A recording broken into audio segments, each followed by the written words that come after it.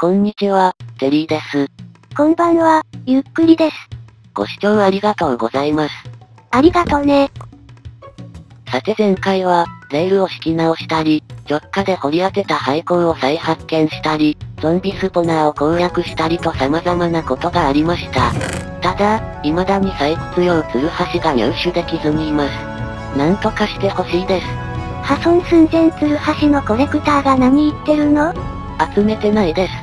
不要なエンチャント消す時のため取っておいてあるだけです。さてお出かけ前の畑仕事ですが、この畑は収穫数が膨らむとブランチマイニング中に育たなくなってしまいます。なので育つうちに企画終盤までに消費する金の人参の材料分、備蓄しておかないとならないのですが、なんか取れすぎでしょうか。ちょっと広げすぎたかしらね。さて、緊張の地上探索です。まだ落下耐性ブーツの入手前なのでダッシュは怖い、徒歩で歩き回ります。前に徒歩でも落下死したじゃないの。で、今回の地上探索の目的は、地下で使う地図用のサトウキビ回収、それに原木補充です。ですが、耐久力3のエンチャント本を扱う村人に出会うことを期待せずにいられません。砂漠サバンナ草原をなるべく開拓したいところです。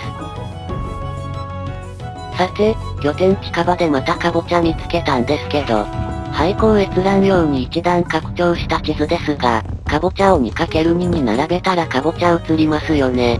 取っておきます。相変わらずブロック本来の用途を無視して。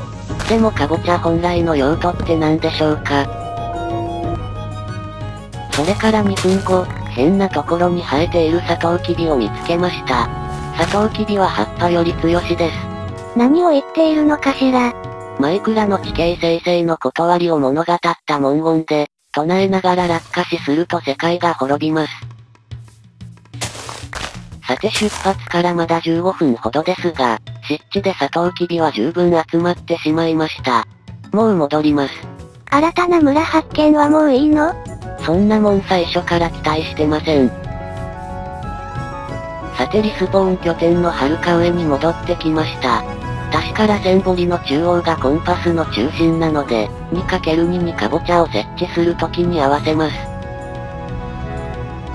せっかくなので東西南北すべての方位をカボチャに見張らせて、これで完成。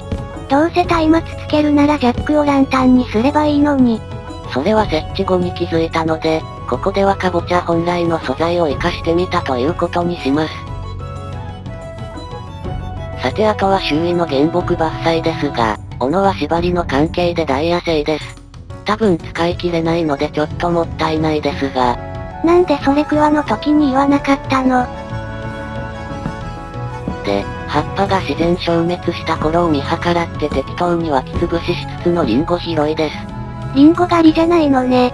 でも拾うの面倒なので、農民の村人から大人買いしたいと思う今日この頃です。さてあと、拠点に戻る前に近くの池に少しだけサトウキビ植えておきます。本気で量産するつもりはなくて、まあ必要になった時にいちいち地上探索するのが面倒なので。そうやってどんどん地上探索しないで済むようにしてるのね。さてようやく安心安全のリスポーン拠点に戻り、ほぼアイテム整理を終わらせました。取り出したるは1回拡張した地図ですが、予想外に地上のカボチャが見えないまんまです。おそらく地図では 2×2 に多く占めるブロックが表示されるのでしょうけど、どうもカボチャをちょうど各エリアにまたがって配置してたみたいです。こういうのもカボチャの無駄遣いというのかしら。まあ唯一の構築物を無駄にするわけにもいかないし、拡張なしの地図を再作成しました。幾分かはカボチャの位置が見やすくなったかしらね。さて今度こそ準備 OK、風車型の再開です。と、思ったらなんか地図上で高速移動してるのが面白く。ついついもう一度眺めたくて上り線に乗り換えてしまいました。何をやってるのよ。お、出てきた出てきた。さて、それでは風車型再開です。次が19周目です。そして5分後、因縁の廃校のポイントまでたどり着きました。さて今度こそ、やっぱり、拠点の地図と別地図になってると位置関係がわかりづらいです。というわけで2枚並べた図面作ってみました。いつもの高さで今まで見つかった廃校の場所を赤く表示し、かぼちゃは、少し見にくかったので強調しました。結局強調したのね。4つ設置した意味あったかしら。まあ、ちなみに18周まではほぼこのエリアで、この中ではいつもの高さで赤い箇所以外に廃校の通路がなかったのは確認済みです。さてダイヤの方は、8鉱石の鉱脈が見つかり、8分後にさらに8鉱石と好調です。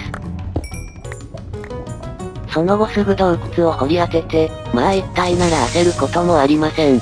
洞窟なんて塞いでしまえばいいんです。なんでこんな時に限って金が。あれ塞げない？なんだ。クリーパーが邪魔してるのかと一瞬焦りました。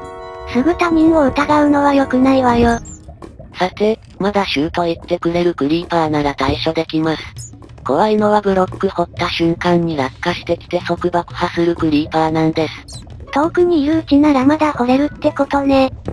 というわけで今のうちに、こんな時に限ってまだ弓がないんです。廃校で雲の糸を集めたら作れるのに。さて19周目終了。結局この周回はダイヤ3鉱脈、金はなんと5鉱脈も見つけて久々大収穫です。予定通りの反動が来たわね。さて拠点に戻って早速、そろそろエンチャントなしのツルハシで掘るの疲れてきましたし、ここまで来てなお幸運2とか、いやでも、おまけで効率強化4と耐久力3がつくかもしれない。さっき鉱脈が十分来てたし流れ的にもいけそうな気がします。というのは気のせいよ。気のせいでした。もうこうなったら決めました。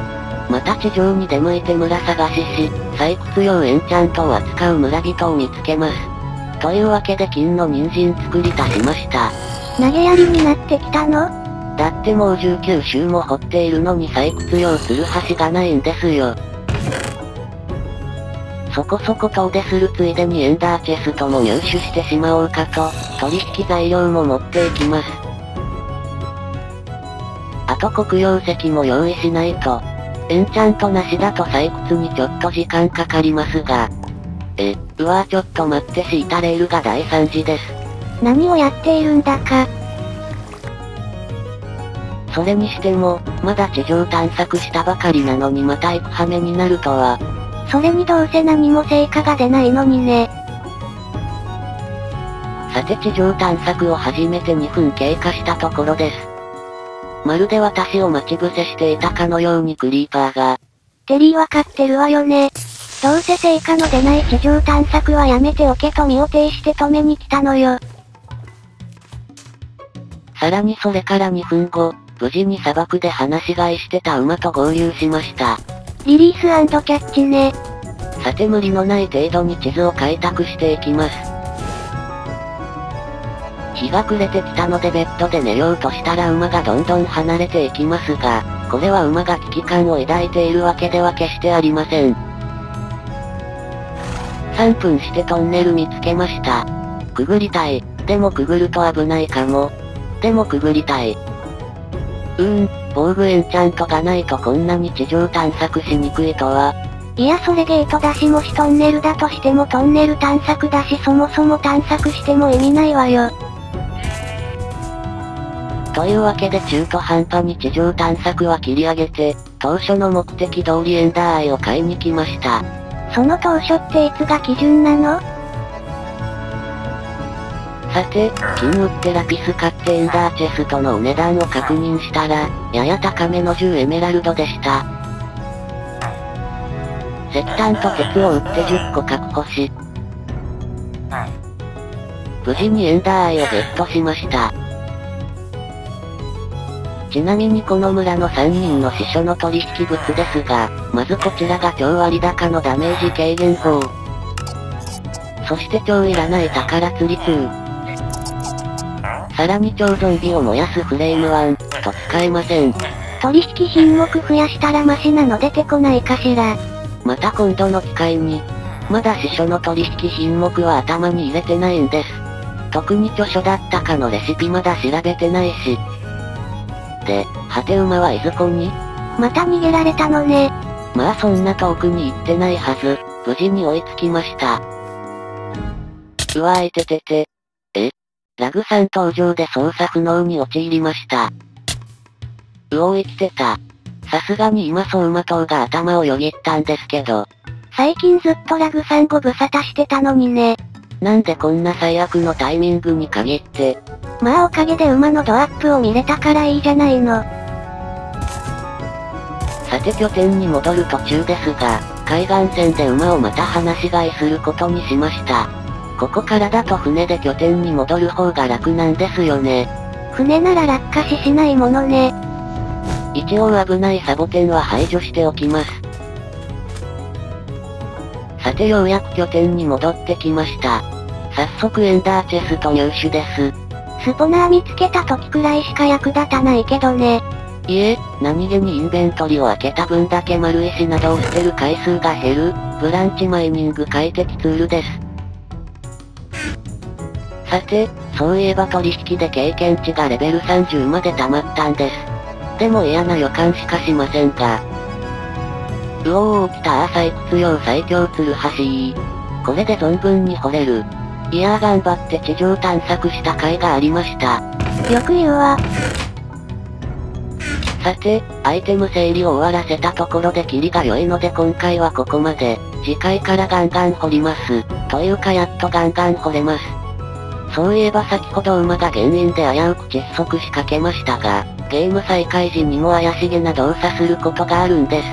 ずっと前の企画ですが、ゲーム再開数秒後に自分周囲のブロックの中になぜか吸い込まれて、それで死の寸前まで行ったことがあります。このバージョンでも起こるのか確かめないとね。それは絶対嫌なので、ゲーム中断の際は必ずポジション取りし、再開直後は10秒ほど動かないように今でもしています。では次回も頑張っていきます。それではまたね。バイバイ。